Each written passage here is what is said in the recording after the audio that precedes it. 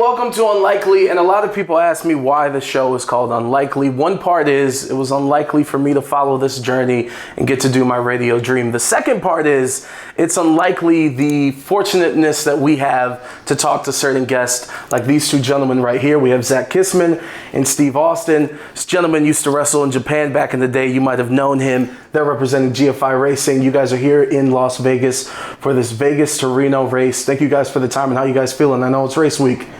Man, I'm excited about it. You know, Zach's a veteran. He's been racing a long time. I just got to the sport last year when I hooked up with these guys. We were filming a show. Didn't turn out so great, but the great thing it turned out was I got a chance to meet Zach and his father Shane from GFI Nevada Trucking, and they have a race company, and I feel good about it. It's going to be hot. It's going to be a good one. I'm still green. Zach is the savvy veteran, although he's a hell of a lot younger than I am, and he's probably one of the best drivers around. So I feel good about it. There's a lot of unknowns for me. How are you feeling? You're the salty veteran. I always feel good. I'm always ready. Zach's a confident guy.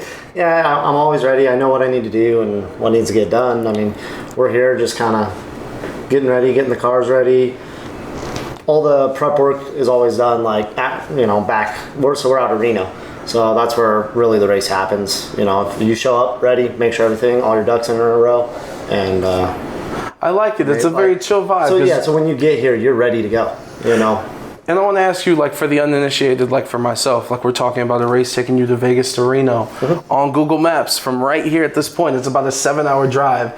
So you're talking about hours. You're in the heat. There ain't no, what is the little stops to get water, get some chips or whatever the case. So just talk to me for those that don't know, like how physically taxing this is and how this really works.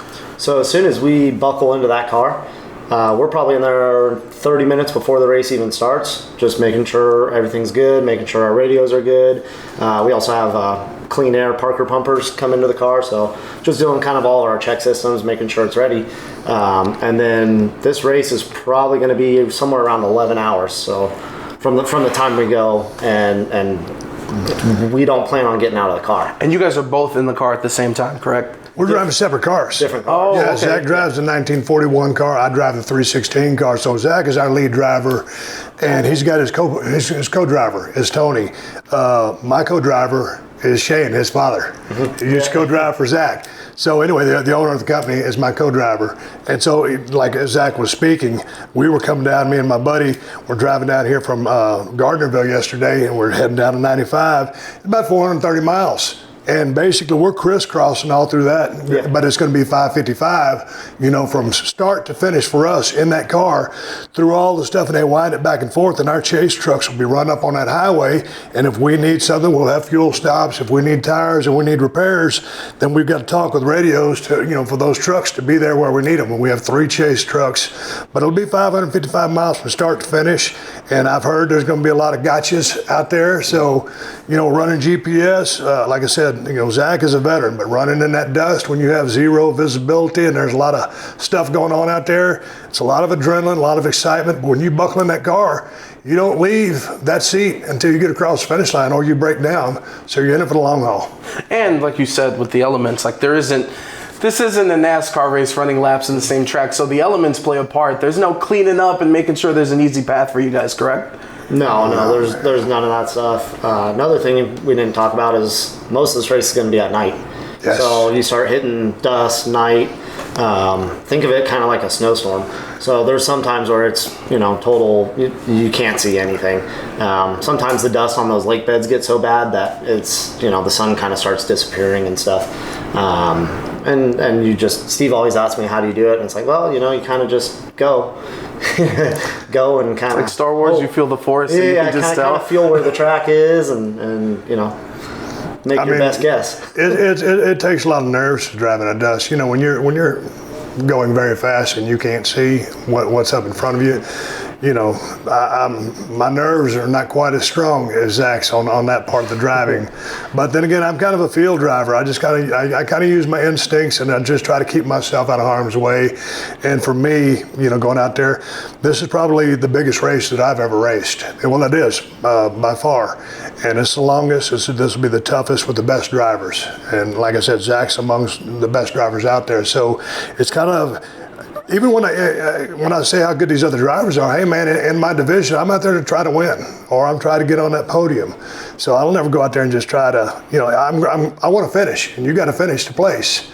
And basically, finishing is a win because there's what's the attrition rate out here? 60% failure or higher. Yeah, most of the guys probably will not finish. But when you put a strategy together, I mean, for me, it's kind of like the tortoise and the hare. These are the rabbits and I'm a turtle. But the turtle's got a chance if the rabbit does something wrong.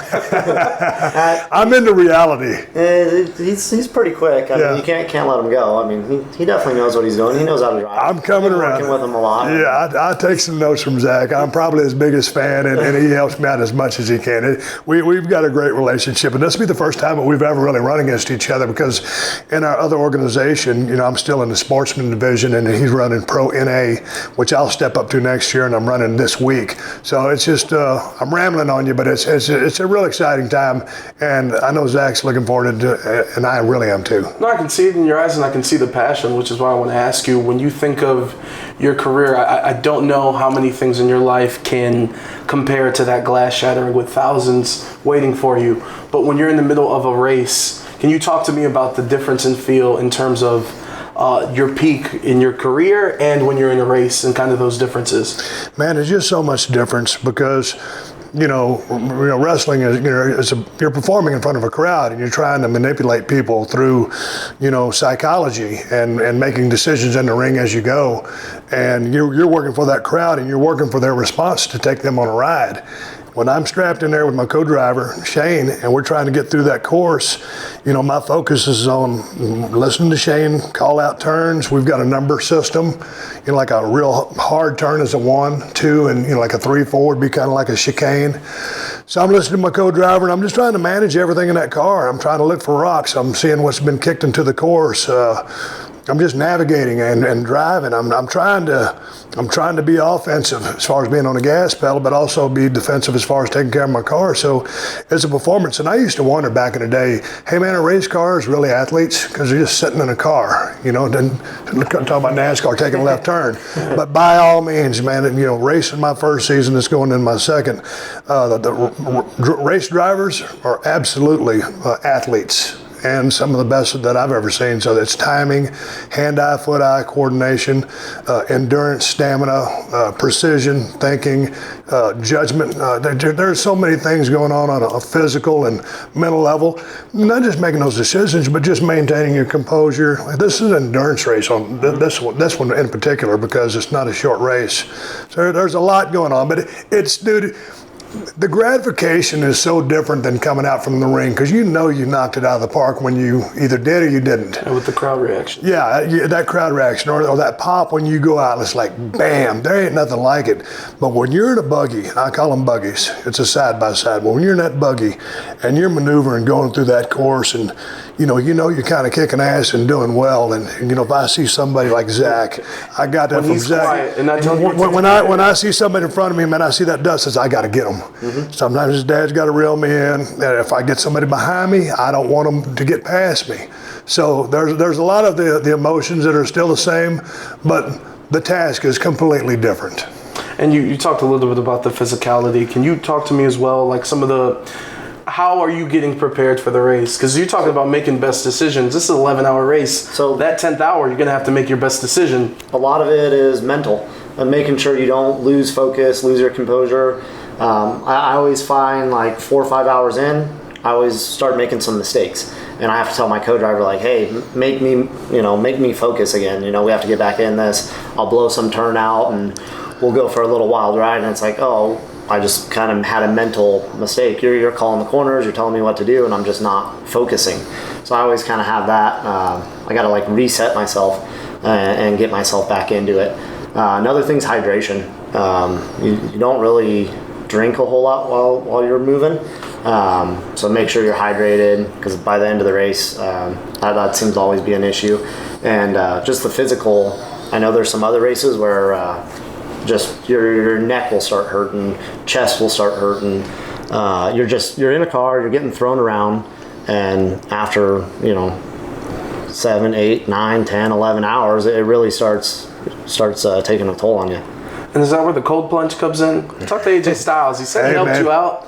Is this true? Yeah, but no, before we go to that cold plunge, like racing has taught me a lot of things, and sometimes I'm a little ADD. And Zach was talking about the focus, and he spoke of several things that I've never heard him speak about. I never thought that Zach would lose focus because that's how good he is. So I got something from him. Anyway, on that note, every now and then, his dad is my co-driver, as I said, and sometimes, man, we'd be going down it. It's a 2-track road. We're not just running through the desert. It's kind of a road, but I mean, there's a lot of twists and turns, and all kinds of things can happen.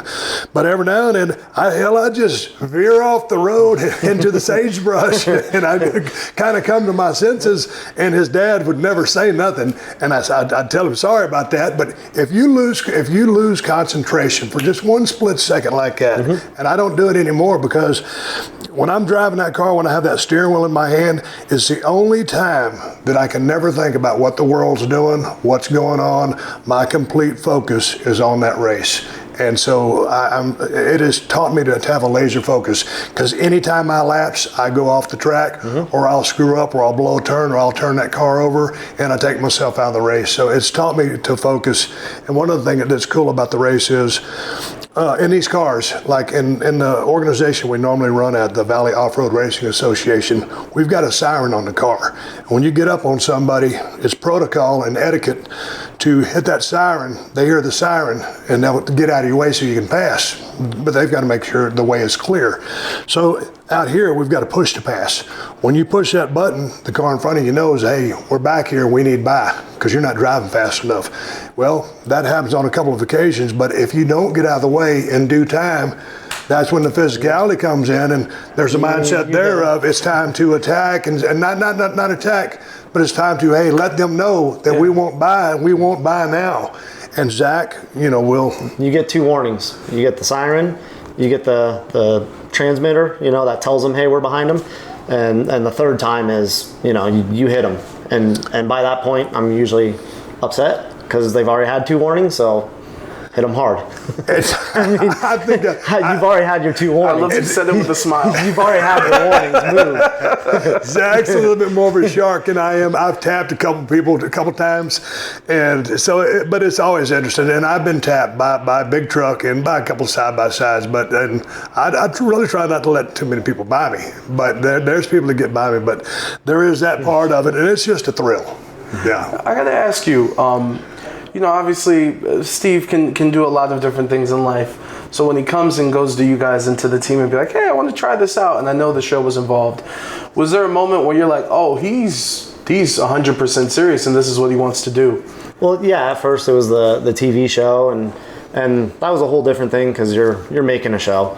And then probably 2-3 weeks go by, and then I think you and my dad talked, and it was like, oh, Steve's gonna actually come out with us, and he's gonna run a race, and then another race, and it's like, oh, I'm in for the season. And it was like, all right, we're getting serious. And then we go to some of the Kawasaki shows and start seeing him at those, and it's just a totally different. It's just awesome to have him involved in everything and what we do and our whole program, and he's definitely helping, with all our program. And it's a really different experience because you see him doing all his other stuff, and then like, oh yeah, I know Steve. I help Steve. Steve helps me, and it's a totally different experience. It's a great relationship because, man, they represent at the highest level, the GFI team, and everything is first class. I mean, hey, man, these guys are working their tails off, on their 9 to 5 to pursue, they're one of their biggest passions, and they've always raced together. That's what Shane and Zach do. And for me to come in there, and I couldn't be in a better position to a team that's so dedicated to winning and to take all the necessary steps to represent the brand of GFI, and Kawasaki is what we ride. And I've been working with Kawasaki since 2015. So I'm a brand ambassador for the Kawasaki Mule. So for me to go out on their KRX platform, and I'm not a factory racer, but to go out there and represent Kawasaki, along with these guys, it's a really good thing. It's a symbiotic relationship, and we all work our tails off to be first class. And we always want to represent each other and the brand in A+ fashion.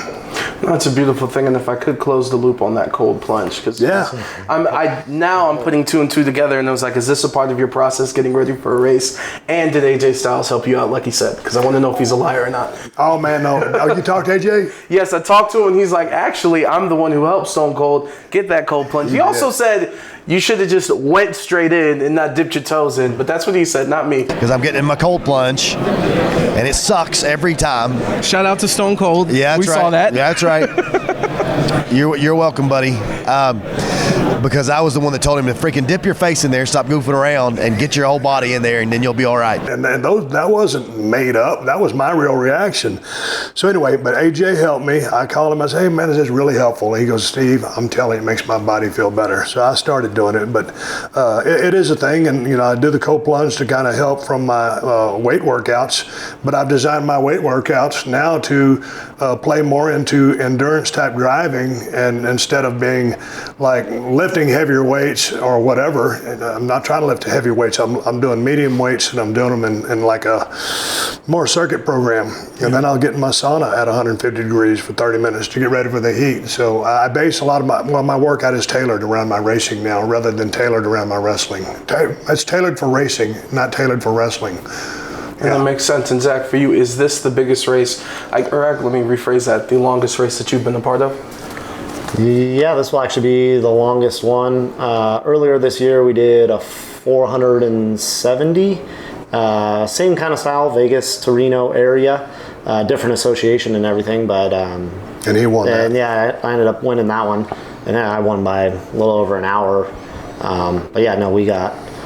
It was pretty much the same race course. How's the when you the prepping or the practice in terms of this is endurance racing, so you could do a couple laps and feel good, but that doesn't give you the replication of an 11-hour process. So leading up, how does that work? Are there 4 or 5 hour sessions leading up, or how does it work? Well, the biggest thing is a lot of racing is loop racing.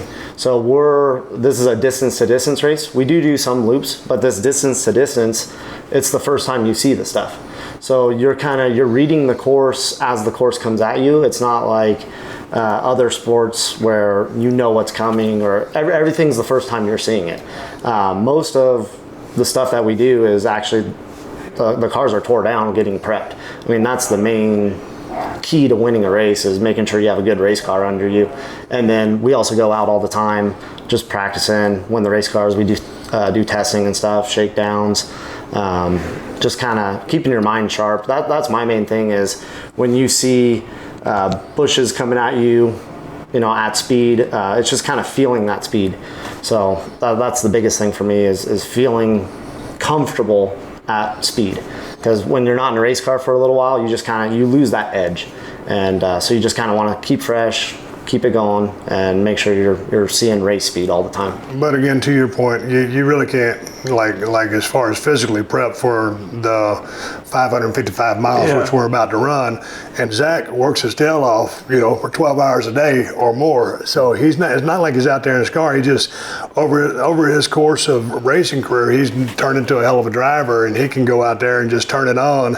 But that's why I'm doing the homework to keep up, physically with guys like Zach, who's in his prime. I've got to do a little bit more leg work, but you really can't prep, because you just don't have time to go there and drive a car 12 hours, a couple days, to get ready for a 12-hour race. You just don't have it. So you stay sharp running the circuit that we're running, the shorter races, and like I said, we do our practice stuff, and he's a natural, and I'll try to do practice because I don't have a normal job anymore. But you do need to put the work in. You do. And before we close this out, Steve, if you don't mind, if we could get to a couple wrestling questions. Yeah. But before we get to that, I should have asked you this first to kick off this interview. You've become, over the past 2 years, an Instagram cat dad. Everyone semes to love it. Can you talk to me about that transformation? Yeah, I'll tell you, right off the bat, I started, we got Poncho and a cat named Lefty. And, Poncho, everybody knows what Poncho looks like. And Lefty was a black cat. And then after a couple of years, Lefty met his demise. We got another black cat, Lefty, and he met his demise. Two of them died. And now we just got another cat, and he's just a young cat. and that is Macho. I named him after Macho Man Randy Savage. Cute as hell. Yeah, he's cute as hell. But Poncho, I was out last Christmas. I was shoveling horse manure out of the horse barn, and Poncho was on my shoulder, and we just made a video saying Merry Christmas to everybody across, whether the world, the United States. And man, that video got a lot of traction. And then so I just every now and then just would post a video with Poncho. I wasn't trying to be a cat dad. Now it seems like in vogue to say, "Oh, he's a cat dad." I'm just me. But I will accept it because I guess that's what I've become. But yeah, man, Poncho and me are tight. That cat's 5 years old. I don't know why people love him like they do, but he's got a little charisma, and he is a solid ass cat, man. He's something else, and he's savvy. And if you pull up in a vehicle that he's not used to on that property, he knows what's up. And hopefully he's going to rub off and mentor Macho, and he loves that cat. Poncho loves Macho, and they're thick as thieves. And we got to be careful because there's a lot of predators out there. We had a coyote in the yard the other day, got 3 chickens. We got some mountain lions around there. Every now and then a bear come on the property. So wait, lions, not yours though, just in the wild. Oh yeah, just in the wild. Okay. Yeah. There's some people that graze their sheep out there. They survive. I mean, I guess it makes sense. Oh, dude, man, we live right there in front of the Sierras. So yeah, true, a lot of stuff out there. But yeah, I'm a cat dad, and people on Instagram love it. So Poncho's a strong baby face, and he's getting a hard push. Listen, he's getting the hard push. He's my world champion. Macho is my IC champ. You want to talk wrestling? Let's go. Yo, I love it, and we need that positivity in the world. So thank you. Of course, this past WrestleMania was the 40th anniversary, and there was a moment with The Rock and Cody Rhodes. Rock with his heel turn, Cody Rhodes is bleeding, and in one of the trucks, your face was popping up. And with the new storytelling with Triple H, there was a lot of Marvel-esque theories that, that means Stone Cold is going to appear. Of course, that wasn't the case. I have to ask you, how close was that to happening? Oh, it was close, and they certainly reached out to me, and we had conversations, but my wife and I had some things going on that I didn't need to go to Philly at that time. And but I have said, I miss that Mania, and god dang, Philly was a good town for me back in the day, and I appreciate those fans. We couldn't make it down on that one, but WrestleMania this year is in Vegas. And I was doing an interview a while back, and I said, "Hey, man, and that's 400 miles. That's that's like right here where we're sitting, right down the road. We're 3 miles away from Allegiant Stadium. And I'm fixing to drive back to Reno in my buggy, and so. But anyway, it'll be in Vegas, so I hope to be there this year." Well, Cody said you haven't punched your ticket enough. If he needs another hand, I'll be there. Yeah. And I want to ask you, your impact still in pop culture. Like it seems like everyone in the NBA loves you, whether they're dressing up like you for Halloween, whether they're winning champions in the Giannis 316. And of course, I just asked you about you returning and how fans really, really clamored to have you return. As you head into, you're 59, correct? You're about to be I'll be 60 in December. And again, congratulations, in amazing shape. Do you still have this impact? Like, how does that feel? Man, anytime, it's funny. I rode down here with my buddy. He just joined our race team for this race, and he's part of the pit crew, and he's going to be on the chase team with gasoline and stuff, helping out with the mechanics. And we went out and had a steak last night, and God dang, man, I couldn't turn around. Normally I can skate through a lot of places, because you see a lot of people in Walmart with a goatee and a bald head and a baseball hat on, so I can go by pretty unnoticed. And in my town, I'm a local. People don't do nothing because I'm a local Steve. And I've been there. I'm Steve. But out here, man, I've been getting recognized just left and right. There's been a pool tournament out here. There's people from Michigan, Minnesota, all over the place. And to answer your question, it's a 10 out of 10. If you was able to be in the entertainment business, and my specificity would have been pro wrestling, and I was successful at it, it was because of the people. And if they still remember me, man, that's a good day at the office every single day. Because if you make an impact on someone's life, and I hear so many stories like, man, I used to watch you with my dad, or I used to watch you with my grandfather, and he might have hated me, because he was a Goldberg fan or whatever. If you could impact someone's life and make a memory and be a part of their life, it's a great feeling. So every now and then, you just can't complain. That's not a bad day at the office. Do you still get the itch to come back at all? Man, it's like Zach. We're sitting here, and he's been racing a lot longer than I have. But I want to race for many, many more years, and I will. But that wrestling game, that's a young man's game. Mm-hmm. I did what I could, had some injuries, and I hung it up. I did that little thing with Kevin Owens a while back, and that's been 2 years since then. I'm very into reality. I go out there and do something. But yeah, to answer your question, I think about it every now and then, but to go out and try to do it and be who I was, when you were, an absolute machine, and I consider myself a professional athlete because that's what I was. Yeah, I was a pro wrestler, but I was a professional athlete and I worked at the highest level. That's a rough ass job, but it's a young man's job.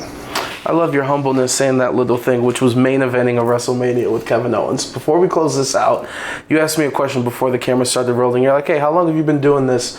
And I told you when it comes to wrestling and doing wrestling interviews, it's been about 2 to 3 years where I've been going very hard and very intentional with everything. I want to show you this. It was your birthday last year. It's a message I sent you while I was a little inebriated. Could you read that out? Yeah. Hang on, let me get my glasses. I should have let you know. I could have Zach. We hold it far enough away. Read that for me. I got my glasses on. I should have let you know. I'm going to interview you one day, and the shit is going to be fantastic. Cheers. Have a wonderful birthday. Did I see that or answer you back? No, you didn't. Well, I mean, you got a couple more followers than me, just a few. But I just want to let people know that sometimes you send your shots and you never know what could happen. Zach, Steve, thank you so much for the time. Hey, man, thank you. And I'll let Zach get in here. But, man, thank you for having us on here. I appreciate you watching my career. You did fantastic. And an interview like this is tough because we're here as a race team. And, I don't really talk too much about my past anymore. But to go back and forth between us and talk racing and then get a little bit of my stuff in there, well done. You did your homework, and I'm proud to sit here and talk with you. Appreciate you, and Zach, I'm probably his biggest fan other than his dad. We're going to go out there and have fun tomorrow. And, Friday, it's going to be a hell of a race. And, God dang, we'll be racing against each other. I'm ready. You're probably going to beat me, but I'm going to try to beat you. I don't know if I can, but God dang it, I'm going to try. See the way he said I'm going to beat you? He didn't want to say it. He really didn't want to say it. Hey, if it happens, it happens. We're on the same team. I'd love to see. No, it doesn't matter. Yeah, we're on the same team. I definitely want to be ahead, but 1-2 is great. If I'm 1, it's even better. Exactly. I'm pulling for you because the only way I beat Zach is if he breaks. So I don't want him to break. But it'll be fun to be out in the same course and actually competing with each other. It's the same race, but it's 2 separate races individually. But we're here for GFI Nevada Trucking. There it is. Zach, thank you so much for the time. Steve, Thank you. Thank you so much for the time. That's Unlikely.